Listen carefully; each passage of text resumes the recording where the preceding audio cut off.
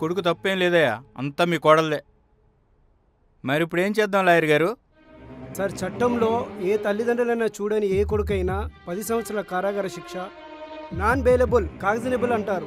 అలాగే ఏ కోడలైనా అత్తమామను చూడని వాళ్ళకి 3 సంవత్సరాల కారాగార శిక్ష విధించడం జరుగుతుంది. సో ఇలాంటి మరుగున పడిపోతున్నాయి. ఇలాంటి మనం ముందుకు తీసుకొస్తే వీళ్లకు కఠినమైనటువంటి శిక్షలు విధించబడతాయి. సో ఈ చట్టం ప్రకారంగా మనం వెళ్దామంటాం సార్. సరే, అలా అయితే కొన్ని రోజులు చూద్దాం. ఓకే, మీకు ఇన్ఫార్మ్ చేస్తాం మేడం. Okay sir. ఓకే అండి. Thank you sir.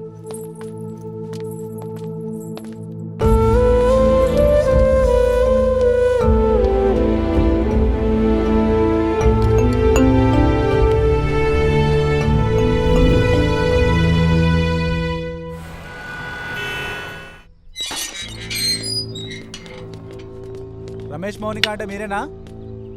ఏమైంది సార్? ఎందుకు ఏమైంది? మీ మీద రామయ్య రమక్క వారు కేసు పెట్టారు. ఎవరు పెట్టారు కేసు? మేమేం తప్పు చేసినాం? అదంతా మా తెలియదు. స్టేషన్ మేము ఎందుకు రావాలి? సార్ 10 నిమిషాల్లో మేము స్టేషన్కి వస్తాం సార్. ప్లీజ్ సార్, మీరు వెళ్ళండి. 10 నిమిషాలలో స్టేషన్లో ఉండాలి. వస్తాను సార్, 10 నిమిషాల్లో.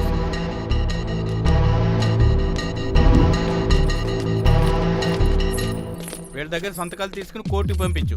అప్పుడు అర్థమవుతుంది వీళ్ళకి. ఓ అమ్మ, సంతకం పెట్టు.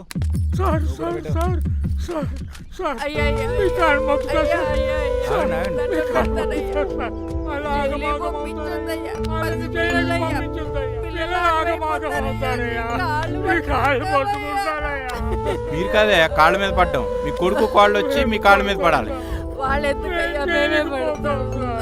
చూసావా రమేష్, ఇంకా మీ అమ్మ నాన్న నీ గురించి నీ పిల్లల గురించి ఆలోచిస్తున్నారు.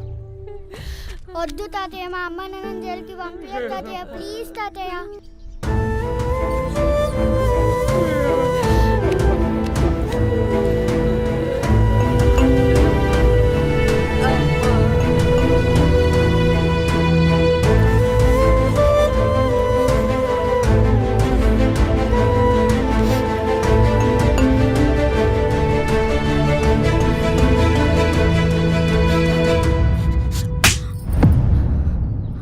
నువ్వు చేయట ఇదంతా.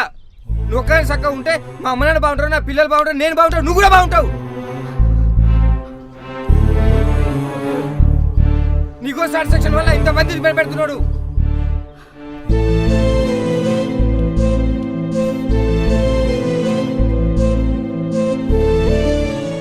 చూడమ్మా, కష్టం వచ్చిన ప్రతి ఒక్కరికి వాళ్ళ వాళ్ళ తల్లిదండ్రులే గుర్తుకొస్తారు. నీకు నీ తండ్రి ఎలా గుర్తొస్తాడో నాకు నా తండ్రి గుర్తుకొస్తాడు. అలానే వేరే వేరే వాళ్ళకి వాళ్ళ వాళ్ళ తల్లిదండ్రులే గుర్తుకొస్తారు. అలాంటి తల్లిదండ్రులకే కష్టం వస్తే వాళ్ళకి తల్లిదండ్రులే మనమే కదా.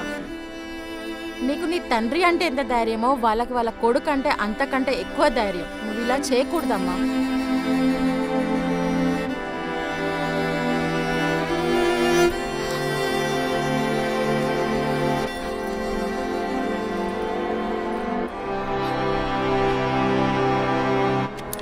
పెట్టండి.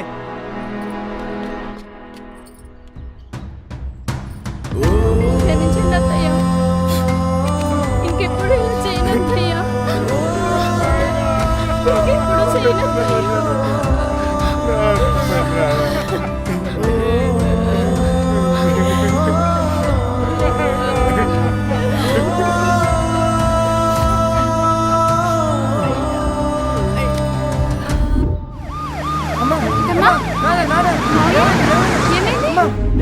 ఏమైంది? సారీ అండి, వాళ్ళ విషయం తాగి చాలా టైం అయింది, అందుకనే కాపాడలేకపోయాం.